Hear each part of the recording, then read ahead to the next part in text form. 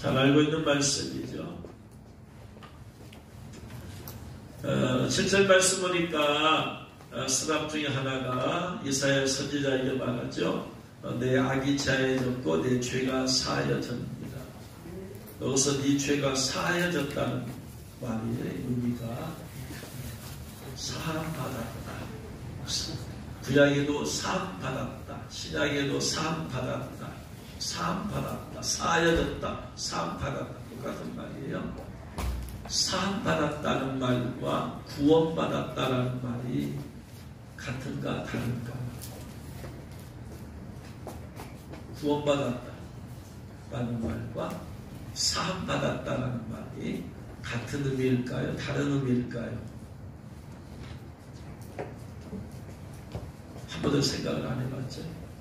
한 번도 이런 질문을 던진 적 없고 한 번도 이런 설교를 하지 않았기 때문에 신약에 보면은 예수님께서 어떤 사람에게는 소자야 네게 죄가 사해졌느니라 그랬고 어떤 사람에게는 내가 구원을 받았느니라 그렇게 말합니다. 누구인가는 사함을 받았다라고 네가 죄가 사해졌다라고 누군가는 구원 받았다고 상에 들려온 사람 중풍병에 걸려서 상에 들려온 사람 그 사람을 고치기 전에 뭐라고 말씀하세요? 소자야 네 죄가 사해졌느니라 하고 나서 이제는 죄가 사해졌으니까 네가 들려온 될 것을 가지고 가라 이렇게 말씀했단 말이에요. 근데 또 10명의 문둥병자를 고쳐줬단 말이에요. 그들이 가다가 제사장이 가서도 이 몸을 보이라 했을 때 가다가 치유를 받았잖아요. 그 중에 한 사람이 왔어요. 나머지 아홉은 다 그냥 한 사람만 왔잖아. 그 한 사람 보고 예수님이 뭐라고 그래요? 네가 뭐라고 그래요?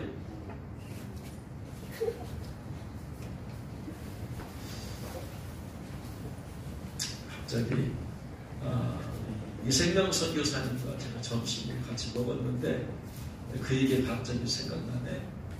SM으로 온 자매들이 3명이 있었대요. 그래서 그 3명한테 물어봤대.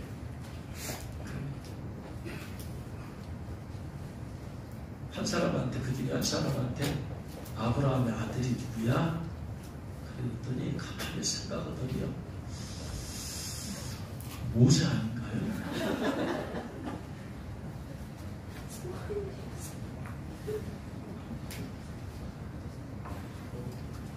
충격을 먹었대요. 아브라함의 아들이 모세라고 하는 사람 그러니까 성경을 모르는 사람이 SM으로 와 있으니까 하나님 은혜라고 해야 되나 이거? 아니면 한심하다고 해야 되나?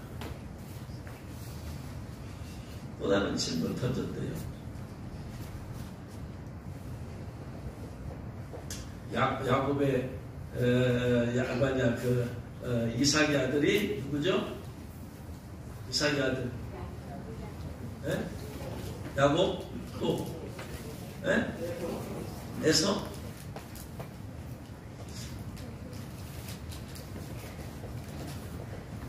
에서가 어떻게 해서 가닥을 팔았지? 누가 근데 그게 힘들더니 야곱이 어떻게 해서 장작권을 샀냐? 뭘 주고 샀냐? 그랬더니 그게 에서가 팥죽 먹고 장작권을 팔았잖아. 그랬더니 에? 성경에 팥죽이 나와요?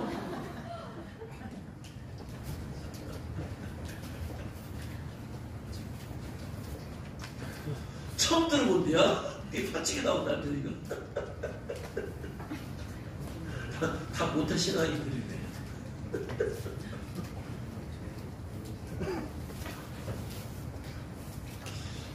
설마 여러분 가운데 그런 사람 없겠지?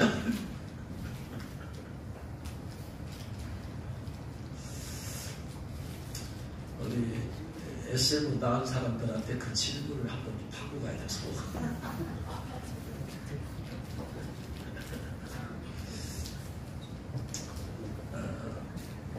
그 한 명한테 예수님께서 네가 구원을 받았느니라. 주님 어떤 때는 죄사 받았다고 어떤 때는 구원을 받았다. 자, 그러면 생각해 봅시다. 구약시대에 이스라엘 사람들이 구원을 받는 방법이 뭐예요? 어떻게? 구약시대 구원, 이스라엘 백성들이 레위기에서 말하는 제사를 드림으로써 구원을 받았나요? 그럼 제사를 안 드린 사람은 구원을 못 받은 건가요?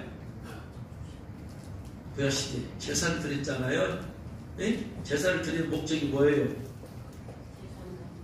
죄사함을 받기 위해서예요? 구원을 받기 위해서예요?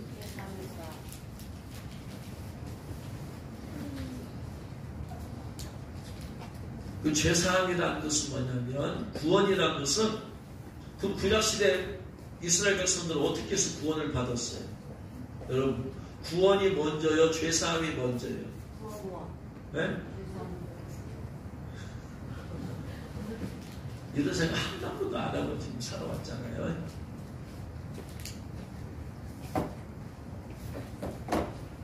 구원이 먼저요? 죄사함이 먼저? 이걸 알아야지 답이 나오지. 정의를 모르는데 답이 나올 수가 없지. 찔러야 되니까 모르면. 구약시대 이스라엘 백성들은 어떻게 해서 구원받았어요? 그러면 구원이라는 것이 있어요? 없어요? 구약시대 이스라엘 백성들 이 구원받은 사람이 있어요? 없어요? 구약시대에 아들을 낳으려니 이름을 예수님이라 하라. 이는 그가 자기 백성을 저희 죄에서 구원할 자이시니라 라고 했잖아요. 구원이라는 단어가 이렇게 마태복음 1장 21절에 나오는데, 그러면 예수님이 태어나기 전에는 이스라엘 백성들은 구원을 못 받았어요? 받을 수가 없었나요? 예수님이 안 오셨기 때문에. 어떻게 구원을 받아요? 가나안 때 못 들어간 사람들 어떻게 그러면 다 구원 못 받았어요? 그럼 그 전에 있는 사람들은 어떻게 가나안 땅 발버둥이도 못하고 들떠보던 사람은 어떻게? 구원론이 확실해야 하는 가장 기본적인 구원론이니까. 구약이나 신약이나 똑같이 구원을 받는 것은 예수님이에요. 예수님. 구원은 예수님 때문에 구원 받는 거예요. 예수님을 믿음으로 구원 받는데, 구약 시대에는 예수님이 안 오셨잖아요. 안 오셨는데 어떻게 그러면 구원을 받느냐? 오실 예수님을 믿음으로 바라보고 메시아가 오신다. 인류의 모든 죄를 용서하기 위해서 메시아가 오신다. 여자의 후손으로 오신다. 원시복음, 복음이 원시복음, 최초의 복음, 오리지널 굿 뉴스, 가스펠, 창세기 3장 15절.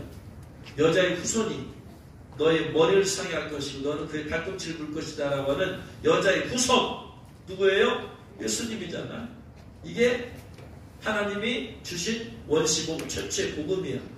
그래서 그들은 메시아가 누구의 후손으로 오신다? 여자의 후손으로 오신다. 다시 말하면 이 성령으로 말미암아 잉태되어 오신다. 우리는 다 남자의 후손들이니까 여자 후손은 남자 필요 없이 여성 혼자만 와. 우리 모든 인류는 다 누구의 후손이다? 남자의 후손이다. 왜냐 여자 혼자 나와서 엄마 혼자 아빠 없이 애기 나와서 태어난 사람 한 명도 없잖아. 정자와 난자가 합쳐져야 우리가 태어나는 거니까 정자만은 안 돼. 물론 마리아가 정자로 됐다는 애기 예수님 태어나겠어요? 마리아의 정자가 사용되었어요? 안 되었어요? 시험관 수술해서 예수님 태어났어요? 하나 필요 없어요. 예?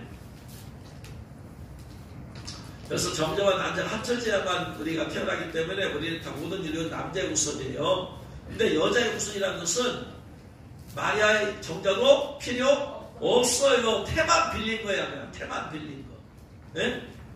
태만 빌린 거야. 그래서 성령으로, 성령의 능력으로, 성령의 역사하심으로. 왜냐하면 마리아의 정제에는 원죄가 흐르고 있기 때문에 그걸 사용하면은 남자 없이 태어났더라도 마리아의 정자를 사용하면 죄인이 되어버리는 거예요. 그것은 예수님이.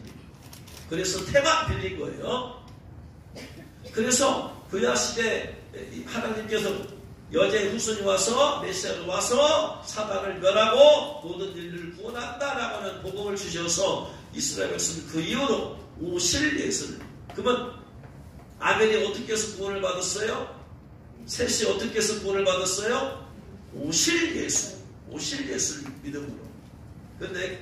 근데 가인은 오실 예수를 안 믿은 거지.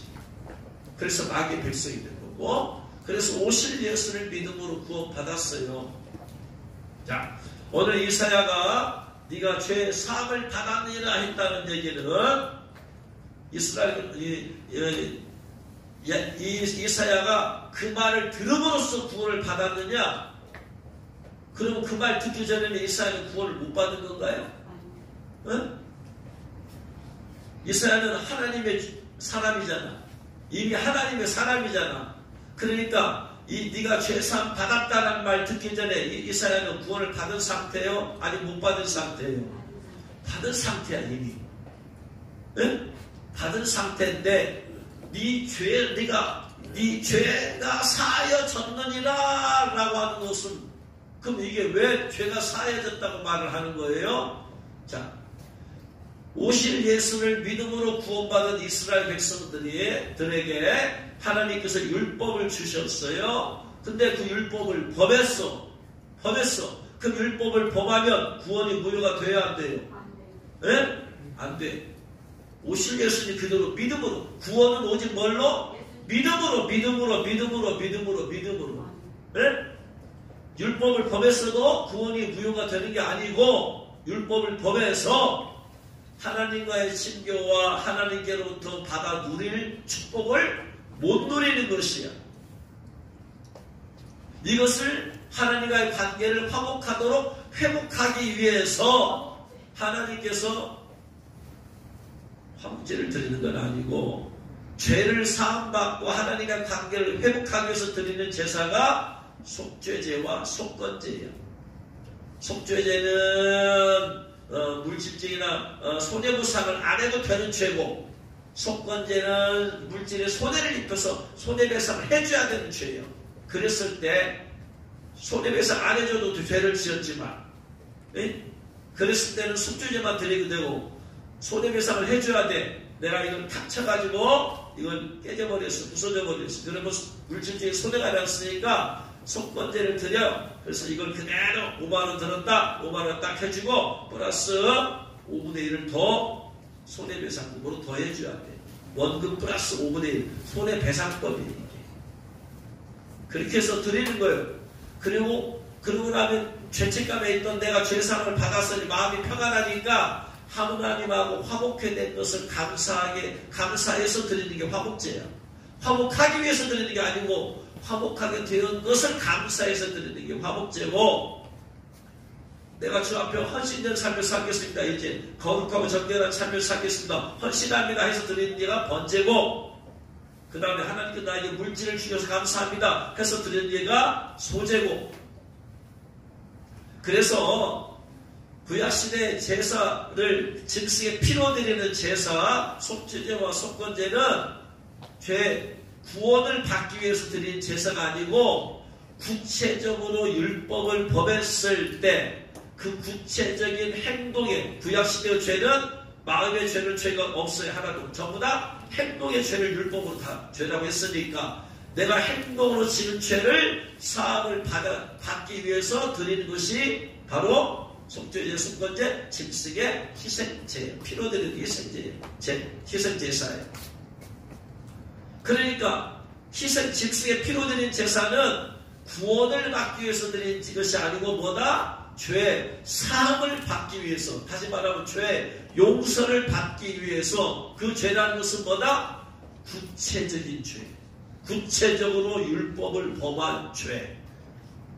구원이라는 것은 총체적으로 구원을 받는 것이에요. 그러나 죄 사함은, 죄 용서는 구체적으로 율법을 범했을 때 그 범한 것에 대해서 용서받고 사함받기 위해서 드리는 게 제사다. 이게 구원과 죄사 혹은 죄사함의 다른 점이에요. 이해가 되세요? 네? 네, 이해가 돼야 돼 이게.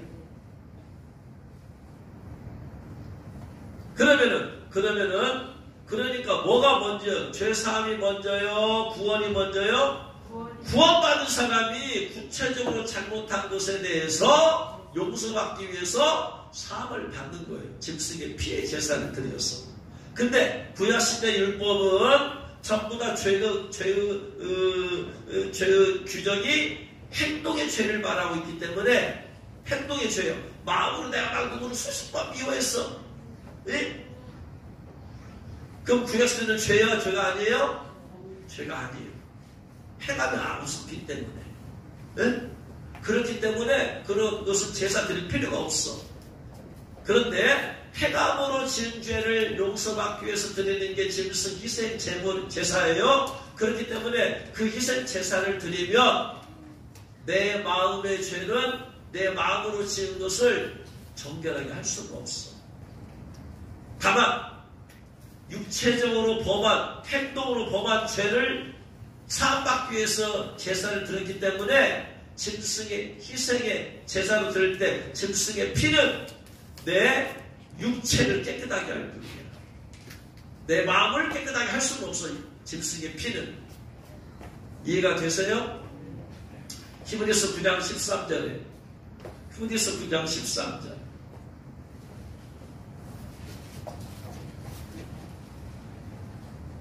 히브리서 9장 13절 같이 읽겠습니다. 염소와 황소의 피와 및 암소가지의 죄를 부정한 자에게 뿌려 그 육체를 정결하게 거룩하게 한다. 육체를 정결하게 할 뿐이야. 육체를. 짐승의 피는 왜? 구약에는 율법 자체가 마음의 죄를 죄로 정하지 않았기 때문에 율법으로 행동으로 지은 죄만을 깨끗하게 용서받는 거야. 그런데 행함으로 지은 죄를 깨끗하게 용서받지만 마음에는 죄를 씻어내거나 그런 것이 없기 때문에 마음의 변화를 이끌어내기는 어려운 거예요. 마음의 변화가. 네? 여기 들어와요? 안 들어와요? 안 들어와. 여기 안 들어와. 이게 한계야. 자, 그러면 이사야 선지자가 사함을 받기 위해서는 구약시대에는 죄 사함을 받기 위해서는 반드시 뭘 해야 된다? 뭘 해야 된다? 죄 사함을 받기 위해서는 구약시대 구원을 받기 위해서는 뭐 해야 되고? 오실 예수님을 바라봄으로 믿는 거야. 예? 그렇기 때문에 바라봄으로 믿었기 때문에 예수님이 들어와요? 안 들어와요? 예수님이 안 오셨기 때문에 오실 예수를 바라봄으로 믿었기 때문에 그 예수를 믿는다고 해서 마음에 예수님이 들어와요? 안 들어와요? 안 들어와. 안 오셨으니까 아직. 그냥 바라보는 거야. 그냥. 예? 마음으로 믿을 뿐이야.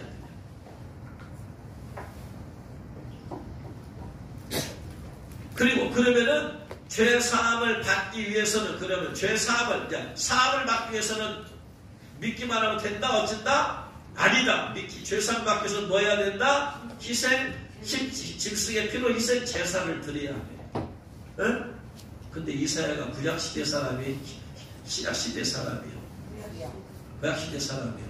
그러면 이사야가 지금 스라비 네가 죄 사함 받았다고 했어. 그러면 구약시대 이스라엘과 죄사함 받기 위해서 뭘 해야 되는데? 짐승의 피에 제사를 드려야 되잖아. 그럼 이스라엘 선지자 제사 드렸어? 안 드렸어? 안 드렸잖아 지금. 어찌 된 거예요? 여기서 죄사함을 받았다라는 말이 뭐냐면 구원을 받았다는 얘기가 아니고 이 스랍들이 예배하는 걸 통해서 하나님 앞에 자기가 죄를 깨달았어. 죄인임을 깨달은 거예요? 죄를 깨달은 거예요? 예? 뭐라고 고백해요? 이사야 선지자가 뭐라고 고백해요? 5절 말씀에 내가 말하되 파로다 나여 망하게 되었도다 내가 입술이 부정한 사람이여. 나란 사람 전체가 부정한 사람이다? 입술이 부정한 사람입니다. 그러니까 이사야 선지자는 자기 자신 전체 죄임을 깨달은 거예요? 아니면 구체적으로 말로 지은 죄를 깨달은 거예요? 입술로. 그러면 이사야 선지자가 입술로 부정이 있겠어요 원래? 태어날 때부터 손도 부정하고 발도 부정하고 눈도 부정하고 다 부정한 거지. 죄인이기 때문에. 근데 특별히 하나님의 임재 가운데 들어가지고 내가 입술이 부정했구나 알고 그러면서 하나님의 임재 가운데 들어가면서 구체적으로 말로 지은 죄를 깨달은 거예요. 그렇죠? 말로 지은 죄를 깨달았으니까 뭐예요? 죄 사함을 받아야 되는 거지. 자기 자신 전체, 우리가 구원받을 때 내가 한두 가지 죄를 잘못해서 구원받는 거예요? 나라는 사람 전체가 죄에 지어서 구원받는 거예요? 내 자신 전체가 죄인이기 때문에, 나 존재 자체가 죄인이기 때문에 구원을 받는 거예요. 그렇지? 네? 이사야 선지자는 하나님을 믿는 사람이요. 이미, 그죠? 오실 예수 믿는 사람인데, 여기서 죄 사함을 받았다라는 말은 구체적으로 자기가 지은 죄를 이 말로 지은 죄를 깨닫게 되고, 하나님 임재 가운데 들어가니까. 그래서 내가 입술로 죄를 지었습니다라고 고백하니까, 네가 죄 사함을 받았느니라 하는데, 원래적으로 죄 사함을 받으려면 뭐를 해야 된다? 짐승의 희생, 피로써 희생 제사를 드려야 된다. 그런데 이사야 선지자는 여기서 바로 그냥 죄 사함을 받아버린 거냐? 어떻게 해서? 어떻게 해서 6장 6절에서 어떻게 해서 스랍 중에 하나가 부젓가락하고 제단에서 집은 바 핀 숯을 손에 가지고 내게 입술에 대며 이것이 내 입에 닿았으니 네가 죄사함 받았다. 숯불이 와서 불로 여기를 죄를 태워버렸어. 입술 태웠다는 것은 입술로 지은 죄를 태워버렸죠. 죄를 태워버리니까 어떻게 된다? 사함을 받게 된다. 이게 지금 구약시대 죄사함 받는 방법일까요? 신약시대 죄사함 받는 방법일까요? 구약시대 죄사함 받는 방법은 짐승의 피를 통해서 희생 제사를 드려야 되는 것이고, 신약시대 죄사함 받는 것은 말의 고백으로서 죄사함 받는 것입니다. 그렇죠? 그러니까 하나님께서 이사야 선지자가 죄사함 받는 걸 통해서 앞으로 이렇게 죄사함을 받는 때가 온다 라는 것을 계시하신 말씀입니다. 할렐루야. 깨달으신 주님 축원합니다.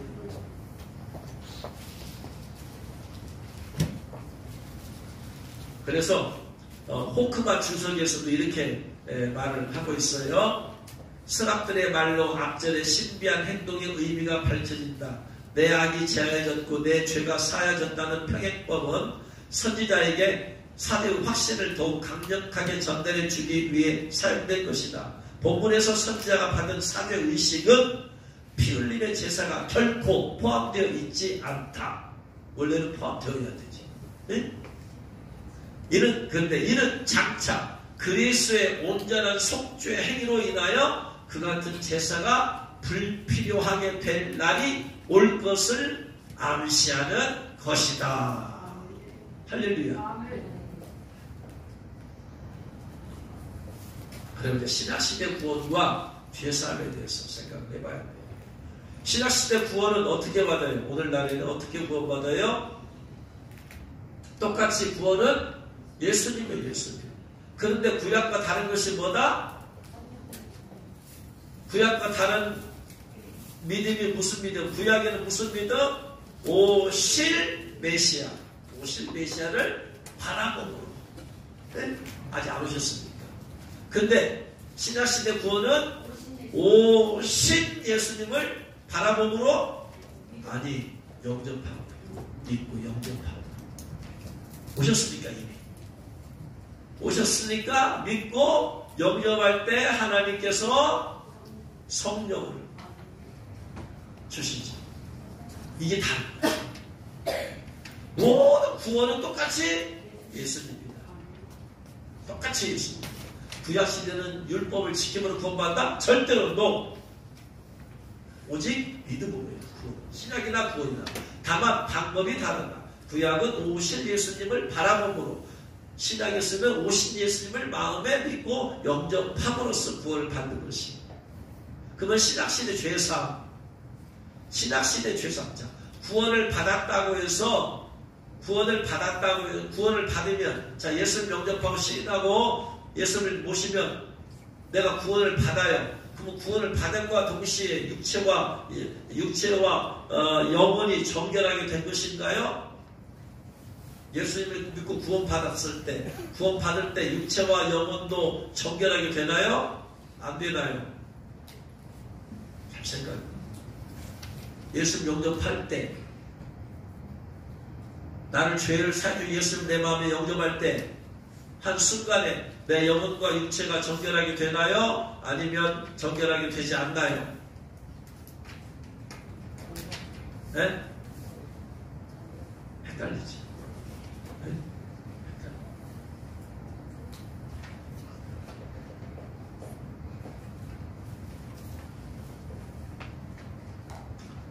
우리가 예수님을 영접했다고 해서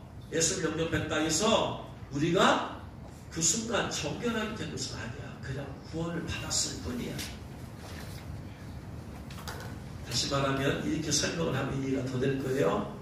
자, 우리 안에 죄가 하나도 없는 상태라면 의로운 상태라고 할 수 있어. 의로워. 네? 사가랴가 의이다 그랬어요. 그러면 그가 온전히 그 율법을 지킴으로써 의인이라고 할 수 있겠죠? 그것은 의인이라 한 것은 사가랴가 의인이라는 것은 믿음으로 말미암아 의롭다함을 받은 거예요? 그의 행실이 의롭다는 거예요? 예수님 오셨어요? 안 오셨어요? 안 오셨는데 어떻게 의롭다함을 받을 수가 있어요? 사가랴가 의인이라 한 것은 믿음이에요? 행실이에요? 노아가 그 당시에 의인이라고 했어요. 믿음이에요? 행실이에요? 행실. 예수님이 오셨어. 오신 예수님을 믿었더니 어떻게 돼요? 의인이라고 하는 게 아니에요. 의롭다 시게 주는 거예요. 그냥 진짜 의인은 아니야. 왜? 죄가 너무나 많아. 죄가 이만 있다만에 진 사람이 예수님을 인정하고 내가 죄를 인정하고 예수 영접했어. 그 예수님 들어오세요? 안 들어오세요? 이따만에 죄를 지은 사람이. 예? 예수님 들어오세요? 안 들어오세요? 들어오시지. 이따만에 죄 지었어. 예수님을 구원자이심을 인정하고 예수님 메시아이심을 인정하고 예수님께 내 죄를 위해서 돌아왔다는 걸 인정하고 내가 예수 영접하면 이따만에 죄가 있어도 예수님 들어와요? 안 들어와요? 들어오세요. 우리 마음에 들어오세요. 응? 근데 이따만에 죄는 그러면 들어올 순간에 없어져요? 안 없어져요? 예?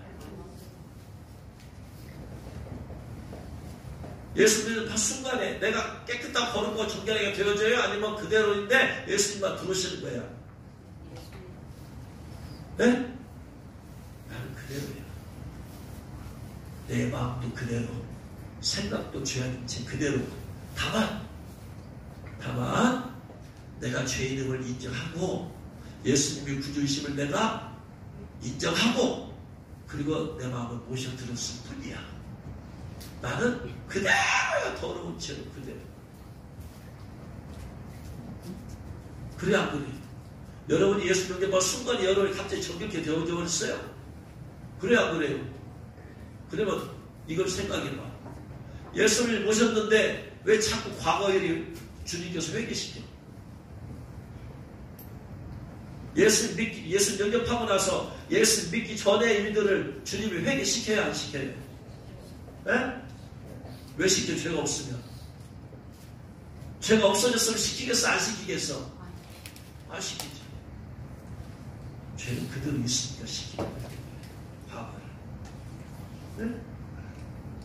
그러니까 예수 영접한다고 해서 의롭다함을 칭의야. 의롭다고 칭해주는 것 뿐이야. 근데 실제로는 이 칭함 믿음으로 말미암아 예수님을 믿음으로 말미암아 의롭다 칭해주요. 근데 실제로는 의인이라 칭을 받을 자격이 있다 없다? 없어. 그냥 믿음으로. 그래서 행위로는 의롭다함을 얻을 육체가 있다 없다? 없어. 다 회개하고 나서 예수 영접하면 못해. 여러분 다 회개하고 내가 과거의 신념을 다 자백하고 예수 영접하면 예수 영접할 수 있어요? 없어요? 없어. 내가 5살 때 지금 어떻게 다 고백해? 12살 때 지금 어떻게 다 생각나서 고백할 거예요? 그러니까 죄를 다 고백하고 나서 예수를 영접할 수는 없다. 기억도 안 나니까. 그거 자백하다가 다 못하고 결국 다 죽어버려. 그거 구원받을 자 하나도 없어. 그러니까 내 죄는 그대로 있어도 내가 예수님을 구원자로 인정하고 예수님을 모시면 예수님은 내 심령이 더러워도 그냥 들어오셔. 내 영에 들어오셔. 마음은 더러워, 육체도 더러워 좀 가득해도 내 영 안에 들어오셔. 영에. 그런데 영에 들어오셨지 내 마음, 혼이라든가 육체는 아주 더러웠지. 그대로 있는 거예요. 그래서 예수님께서 영 안에 들어온 예수님께서 이제 하시는 작업이 내 혼과 육체를 깨끗하고 정결하게 하는 작업을 하십니다. 응? 그래서 예수님 믿는 사람들이 과거의 죄를 자꾸 생각나고 자백하고 우리말로 회개하고 하는 것은 과거의 죄는 그냥 그대로 있어도 그냥 구원해 줍니다. 구약시대 이스라엘 백성들이 오실 예수님을 믿어. 오실 예수님을. 그러면 현재 그들은 여전히 어떤 상태예요? 죄악 가운데 있는 상태예요. 여전히. 그죠? 다만 여기다 뭘 더했을 뿐이야. 그냥 오신 예수를 믿는 믿음을 더했을 뿐이야. 믿음을 더했어. 여전히 더러운 상태에서 여러분 예수 영접할 때 막 구체적으로 먼저 지었습니다. 먼저 지었습니다. 먼저 지었습니다. 고백하고 나서 예수 영접할 사람 있어요? 한 명도 없어. 그렇죠? 네? 저도 예수 영접시킬 때 무슨 영접입니까? 회개하세요. 먼저 지었으니까 회개하세요. 먼저 지었으니까 회개. 그렇게 영접시킨 게 한 번도 없어. 다만 총체적으로 제가 마음으로 죄 짓고 생각으로 죄 짓고 말로도 죄를 지었고 말과 행동 다 죄 지었습니다라고 깡그리 내가 죄인을 인정하고 하고 와서 예수 영접하게 하는 것이지. 그러나 과거의 신죄는 그대로 있다 없다 내 안에 있어요. 그리고 그 죄를 타고 들어온 더러운 귀신이 있다 없다? 있다. 이게 문제라는 거죠.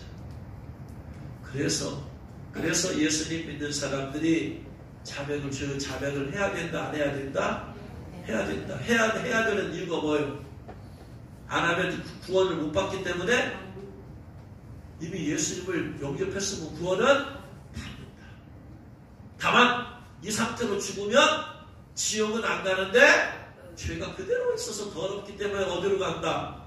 성 밖으로 다 가버린다. 더럽기 때문에. 더러운 죄이기 때문에. 그래서 저희들을 다 자백해서 거룩하고 정결하게 되어지면 어떻게? 신부의 입혀서 성 안에 들어가게 하십니다. 할렐루야. 이 관계를 잘 깨달아야 돼요. 왜 우리가 죄를 자백이 안 되고 회개 안 되고 왜 정결해야 되는가? 그래서 그러면 예수님의 피와 짐승의 피의 다른 점 뭐냐? 첫 번째 구약과 신약의 죄 규정이 다르다. 구약의 죄는 말과 행동의 죄라면 신약의 죄의 규정을 예수님께서는 뭐라고 그랬어요? 마음의 죄다. 마태복음 5장 27, 28절 말씀에서 간음하지 말라 했다는 들었으나 나는 너희 여러분이 의목을 품고 여자를 보는 자마다 마음에 간음했다. 구약시대는 행동의 죄가 이제는 그 규정이 어디에? 마음에. 구약시대에도 마음에 간음을 했어요. 근데 이걸 죄라고? 안 했어. 근데 예수님께서는 이제는 마음의 죄가 죄다. 요한에서 3장 15절에 그 형제를 미워하는 자마다 살인하는 자다. 살인이 구약시대는 미워했다서 구약시대는 죄가 아니야. 살인해야 하는 죄야. 근데 신약에 와서는 예수님께서 미워하는 것 마음 자체가 살인죄다. 규정이 달라져 버렸어. 마음이야. 마음. 그러니까 구약시대에는 행동의 죄만 자백하고 짐승의 피의 제사를 드렸기 때문에 어디만 깨끗해져? 육체만 깨끗해져. 근데 진짜 깨끗해야 할 곳은 어디다? 마음이 깨끗해야지 행동의 죄가 안 지으니까. 그죠? 그래서 마음의 죄까지 고백을 해버려야지 내 마음까지 정결해질 거 아니에요.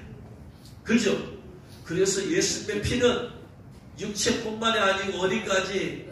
마음까지 깨끗하게 죄를 용서해주고 씻어주는 것입니다. 할렐루야. 할렐루야. 히브리서 9장 13, 14절. 히브리서 9장 13, 14절. 히브리서 9장 13, 14절. 다시 한번 읽습니다. 염소와 황소의 피와 및 암송아지의 죄를 부정한 자에게 뿌려 그 육체를 정결하게 거룩하게 하거든. 14절. 하물며 영원하신 성령님으로 말미암아 흠없는 자기를 하나님께 드린 그리스도의 피는 어찌 너희 양심을 죽은 행실에서 깨끗하게 하고 살아있는 하나님을 섬기게 하지 못하겠느냐. 짐승의 피는 어디를 깨끗하게 하고 육체를 깨끗하게 하고 예수님의 피는 양심은 어디예요? 마음이죠. 마음. 그래서 예수님의 피로 우리가 계속해서 우리가 정결함을 받아야 돼요. 그래서 요한일서 1장 7절 9절 말씀 보면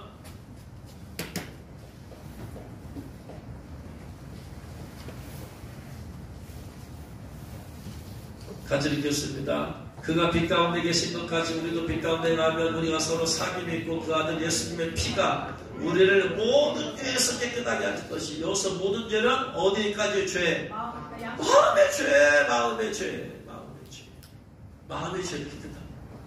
그래서 9절 말씀에 만일 우리가 우리 죄를 자백하면 그는 믿으시고 의로우사 우리 죄를 사하시며 우리를 모든 불의에서 깨끗게 하실 것이요.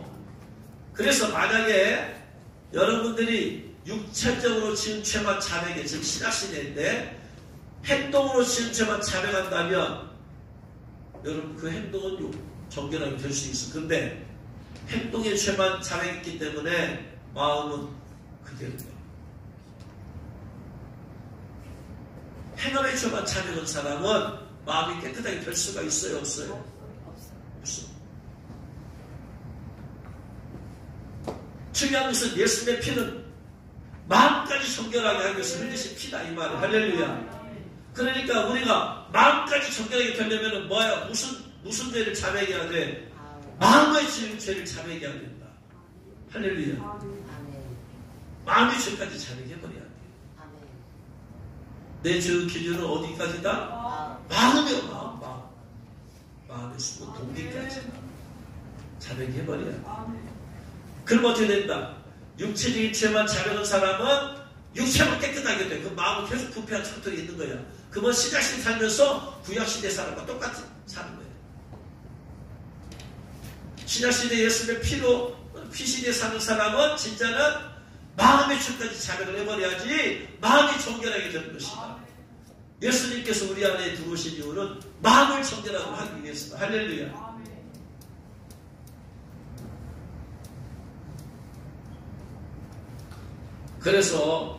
그래서 우리가 죄를 생각할 때 행한 내 죄도 죄지만 그 단계를 더 들어가서 내 마음을 살펴야 돼. 깨끗하지 못하고 마음, 순수하지 못한 동기들 계속 살펴야 돼. 그러면서 그런 것이 있으면 마음의 죄를 자꾸 자백하면 주님께서는 마음의 죄를 사하시고 모든 불의에서 내 마음을 깨끗하게 정결하게 해주십니다. 할렐루야. 그러니까 중요한 것은 우리 마음의 심령이 변화돼야 돼. 왜냐? 왜 그러느냐? 잘 알려진 요한계시록 22장 15, 16절 14, 15절 14, 15절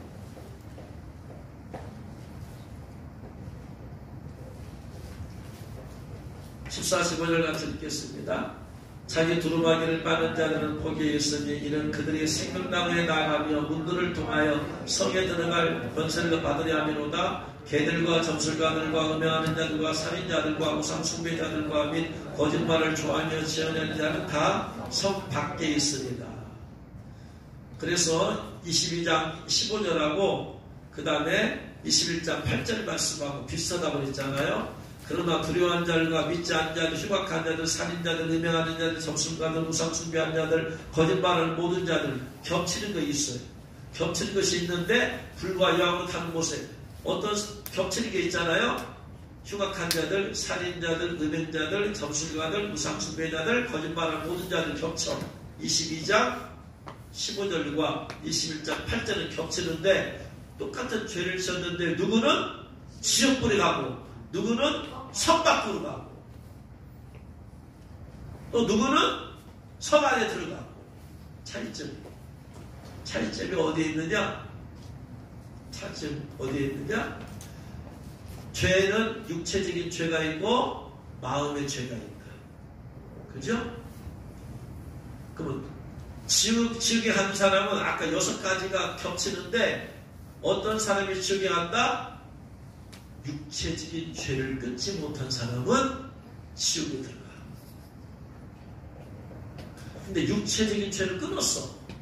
근데 마음의 죄가 해서 끊지를 못해. 그런 사람은 성 밖으로 가고 마음에서까지 완전히 죄를 끊어버리면은 성 안에 들어가고 이렇게 구분을 해야죠. 행함의 죄를 끊지 못하면 어떻게 된다? 지옥.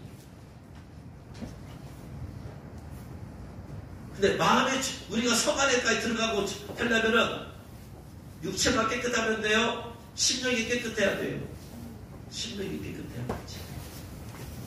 심령이 깨끗하게 되면 어디로 가고? 성 안에 들어가고.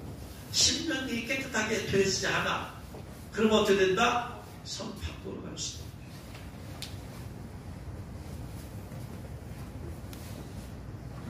그래서 우리가 구원은 믿음으로 말미암아 의롭다함을 얻으면 구원을 받아. 그런데 성 안에 들어가는 것은 믿음으로 말미암아 의롭다함을 얻는 것만 갖고는 안 된다. 실제적인 의로운 삶을 살아야 된다.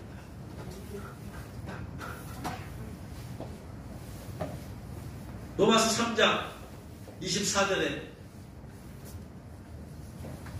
로마서 3장 24절에 같이 읽겠습니다. 그래서 예수님 안에 있는 성령으로 말미암아 하나님의 은혜로 예수님을 믿음으로 값없이 의롭다 하심을 얻은 자 되었다. 구원은 믿음으로 의롭다함을 얻으면 돼. 그냥 믿음으로만 의롭다함을 얻으면 구원은 받아. 지옥은 안 가. 그런데 신부 예복 믿고 성 안에까지 들어가려면 믿음으로 값없이 의롭다함을 받는 것만은 안 된다. 왜? 의로운 삶이 내가 사라지는 곳이 있어야 된다. 믿음으로만 안 되고. 계시록 19장 8절에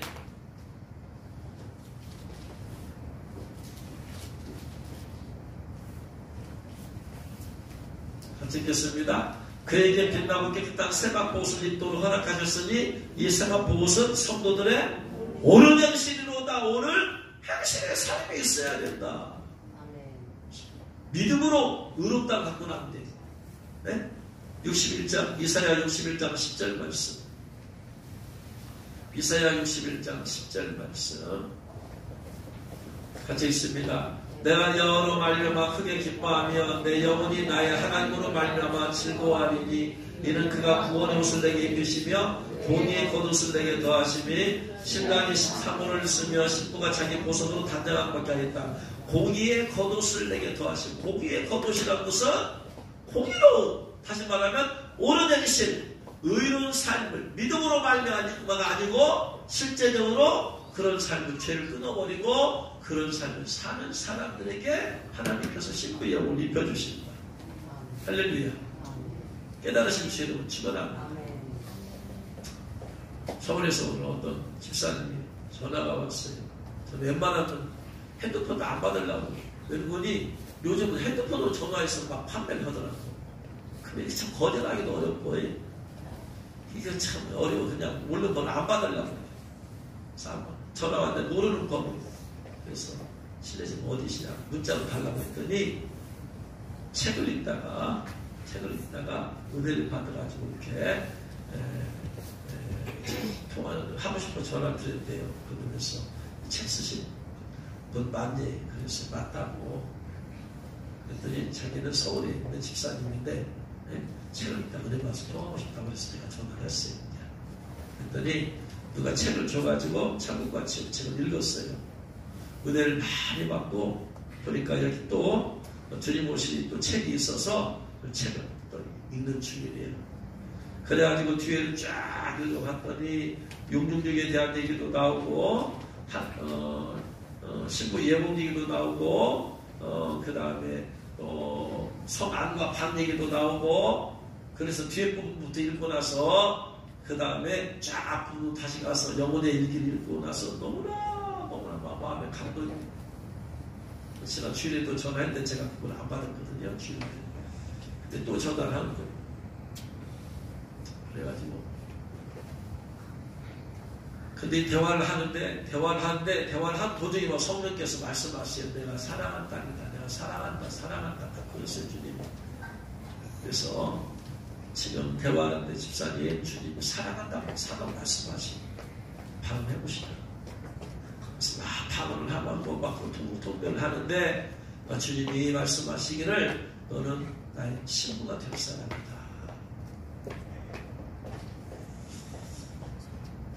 제가 이 책이 많이 안 팔려가지고 많이 낙심이 좀 들어지고 주님이 쓰라고 썼은 책인데 낙심이 좀 들어서 오늘 16박스가 창고에 있는데 창고 자리만 차지한다고 제 출판사에서 보낸 거예요. 이거 많이 읽어야 되는 사람들이 낙심이 될 뻔한데 오늘 그 집사님이 이 책을 읽고 은혜 받아가지고 전화를 했는데 주님께서 너는 나의 신부가 내가 신부 영혼이 되릴 것이다 하면서 이제 그분이 자세히 얘기하는데 6, 7년 전에 둘째 아들 낳다가 너무나 힘이 들었대요. 너무나 힘이 들어가지고 그래가지고 자기 의지로 사는 사람이었는데 다 내려놓고 하나님 믿겠습니다. 하나님 의지합니다. 하는데 그때 강력하게 하나님 임하셔가지고 그래가지고 막 뜨거운 갑자기 예수되기로 바꾸죠. 예수님이 바꿔줘. 완전히 바꿔줘. 그러니까 60년 전부터 완전히 자기가 바뀌어졌는데 올해는 주님께서 한 2달 동안에 골방 기도를 시키는데 회개만 시킨다. 2달 동안 회개만. 한 2시간씩 하면 2시간씩 회개를. 그러면서 방언이 바꿔지고 막 더 뜨거워지고 이 책을 읽으니까 막 뜨거운 심령이 막 이제 막 감동이 되어서 전하지 않고는 견딜 수 없는 심령이. 2달 동안 주님께서 이 집사님을 신부 영을 익혀주기 위해서 2달 동안 집중적으로 골방에서 회개 2시간 동안씩 하루에.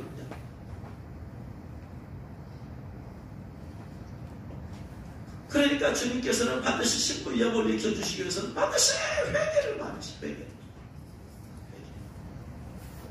이미 구원을 받았어요. 회개가 과거에 지은 것들을 회개 안 해도 이 사람은 천국 가요 안 가요? 가는데 성 밖에까지 성 안에 들어가려면 과거의 죄들을 다 토선해버려요. 그래서 정결함 가운데서 이제 사망 자기 생명을 주님께 드리는 생명. 주님 받으시옵소서. 내 생명을 나는 생명을 드렸어. 그 정도 되니까 열정에서 전화가 오잖아요. 이번에 전화를 통해서 하나님이 위로를 해주시고 많이 읽어서 좀 사람들이 빨리 알아보고 준비해야 되는데 그냥 책 16박스가 그냥 반송되어버렸어요. 이거. 그래서 내가 그 출판사 목사님한테 그냥 이렇게 인기 없는 책을 써서 죄송하다고. 근데 하나님께서 또 택한 자는 이렇게 하셔서 그것에 다 믿는데 거기 쓰이는 걸 다 믿는데 그냥 이해가 되어지고 멘식도 믿고 성안도 믿고 하나님의 인도 믿고 신부 예복도 다 믿어진대요. 믿는 게 아니라 믿어지는 거죠. 성령께서 하시고 하나님께서 일을 시킬 때 회개를 많이 시켜요. 어디까지 회개해야 우리가 예복을 입는다? 마음의 죄까지다. 할렐루야. 그래서 죄 씻음을 받아야 된다. 죄 사함이 곧 죄 씻음. 죄 사함. 마음의 죄를 고백하면 죄의 사함을 받고 더군다나 죄 씻음까지. 만약 우리가 우리 죄를 자백하면 주님 미쁘시고 의로우사 우리 죄를 사하시고 용서해 주는 것뿐만 아니고 우리를 모두 불의해서 깨끗하니까. 예수님 피는 내가 내 마음의 죄를 자백하면 용서해 주는 것 플러스 깨끗한 것이. 그래서 거룩하고 정결한 심령을 우리는 삼아야 돼요. 그래서 다윗이 그렇게 고백을 하잖아요. 시편 51편 10절에 하나님이 내 속에 정한 마음을 창조하시고. 다윗은 구약시대 사람이야. 율법시대 사람인데 어떻게 이런 기도가 나오는지. 내 속에 정한 마음 창조하시고 내 안에 정직한 것을 새롭게 달라. 구약시대 죄는 행동의 죄인데 다윗은 마음을 정결하게 해달라고 합니다. 할렐루야. 여러분, 그래서 마태복음 5장 8절 말씀대로 마음이 청결한 자가 복이 있다. 저는 그런 사람이 하나님을 보게 됩니다. 그래서 우리는 철저히 내 마음을 거룩하고 정결하게 내 안에 누구만큼은 티끌도 없도록 죄가 없도록 늘 우리 내 자신을 바라보면서 하나님 앞에 거룩하고 정결한 심령이 되어서 신부 예복을 입고 그리고 성 안에가 주님 계신 성 안에가 들어가는 저와 여러분의 지금 죄를 보고 축원합니다. 기도하겠습니다.